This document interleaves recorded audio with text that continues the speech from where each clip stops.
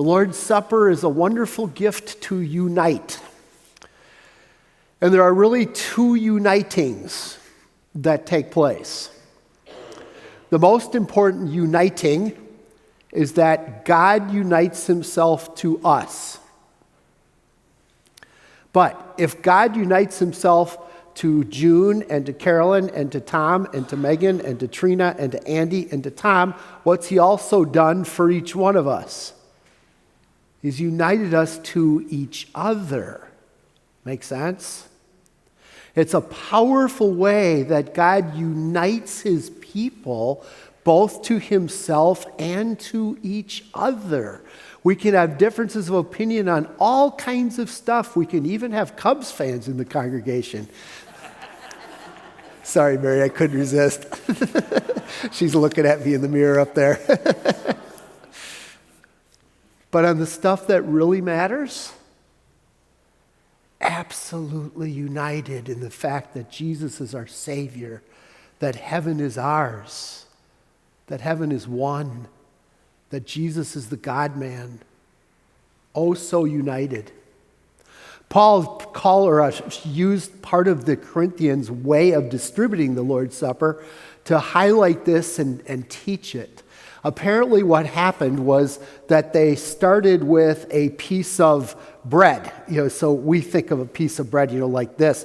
Think of a thing like this, like pita bread, but probably a little thicker than that. And then what would happen is each person who was communing would break a chunk off of that. And Paul said, yeah, there's many of you, but it's all from one loaf. And because there is just one loaf, that means that we are united, that we are together, that we are one. Luther picks this up by way of analogy, and he says, for the bread to happen, what has to happen? A whole bunch of little chunks of grain, all of their identities come together so that you don't really have this particle of grain and that particle of grain and that piece of grain. No, you've got the conglomeration. He says what God is doing in the supper is he's uniting believers to one another so that all of my strengths become the strengths of the group. And all of my weaknesses become the weaknesses of the group. And all of the strengths of the group become my strengths. And all of the weaknesses of the group become my strengths. And in America, where we are a very individualistic society, it's just part of our culture, it is what it is, that maybe sounds a little weird to us, huh?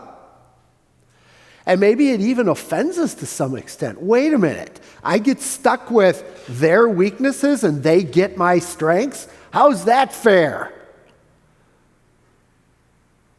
But that's not the way God works. And remember, whose strengths do you have? Jesus. Because he united you to himself.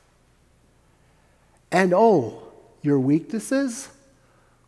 Who took those? Jesus did. By uniting himself to us. He unites us to one another. We illustrate that nicely when we do communion by table.